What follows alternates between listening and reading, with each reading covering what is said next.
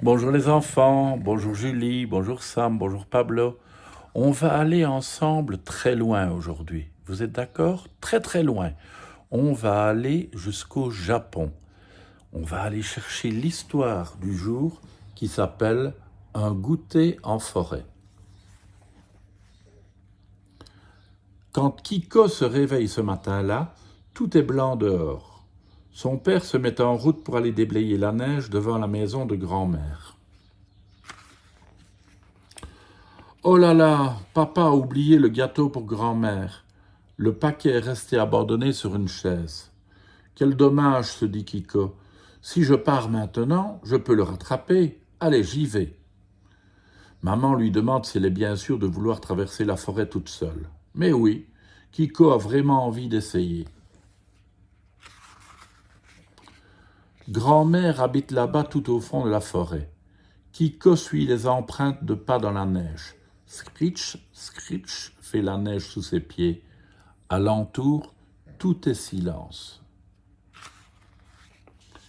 Bientôt, elle aperçoit une silhouette au loin, un manteau noir. C'est papa! Elle se met à courir et dans son élan, boum! Kiko tombe. Le gâteau est tout écrasé. Oh non! Kiko a bien envie de pleurer. Mais devant elle, son père avance à vive allure. Alors, elle ramasse son paquet, se relève et reprend son chemin. Enfin, elle a rattrapé son père. Mais le voilà qui entre dans une maison inconnue. Tiens, il y avait donc une maison à cet endroit? Intriguée, Kiko s'approche d'une fenêtre pour regarder à l'intérieur. Et que voit-elle? Sous le chapeau qu'il vient d'ôter, au lieu de papa, c'est un ours. Celui que Kiko a suivi, ce n'était donc pas son père. Alors comme ça, toi aussi tu es venu pour le goûter? Fait soudain une voix toute proche. Quand Kiko se retourne, elle voit une demoiselle brebis. Qu'attendons-nous? Entrons? Mademoiselle Brebis prend Kiko par la main et l'entraîne à l'intérieur. Il y a une foule d'animaux dans cette maison. À l'arrivée de Kiko, la musique s'arrête pile et tous se tournent vers elle, ouvrant grand leurs yeux. Bonjour, articule courageusement Kiko pour les saluer. Entrez donc, mademoiselle, lui répondent alors les animaux, et ils se lèvent tous comme un seul homme pour lui faire une place. Tu as dû avoir froid dehors. Allons, viens te réchauffer. Nous allions justement prendre le goûter. Une fois tout ce petit monde installé, Dame Biche prend la parole. Mes amis, merci d'être venus malgré le froid. Aujourd'hui, nous avons une nouvelle invitée. Mademoiselle, comment vous appelez-vous? Le cœur battant, Kiko répond. Mon nom est Kiko. Je traverse la forêt pour apporter un gâteau à ma grand-mère. Les animaux applaudissent. Partir toute seule, comme c'est courageux. Ta grand-mère va être si contente. Tous lui font des compliments. Kiko flotte sur un petit nuage. Tu es venu à pied? Prends un gâteau. Quelle jolie jupe! Les animaux sont ravis de parler avec la nouvelle invitée. Un petit lapin lui demande alors. Voilà donc le gâteau destiné à ta grand-mère? À ces mots, le visage de Kiko s'assombrit.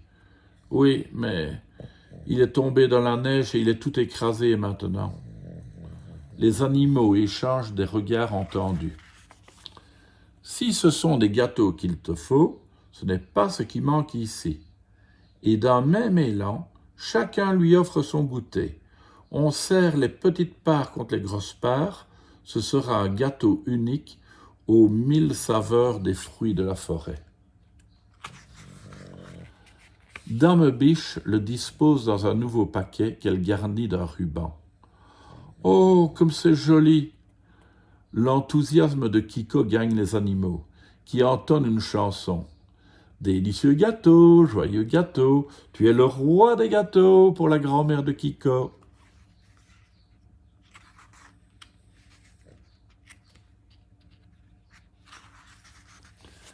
Kiko a maintenant envie d'apporter le gâteau au plus vite. Il est temps que j'y aille.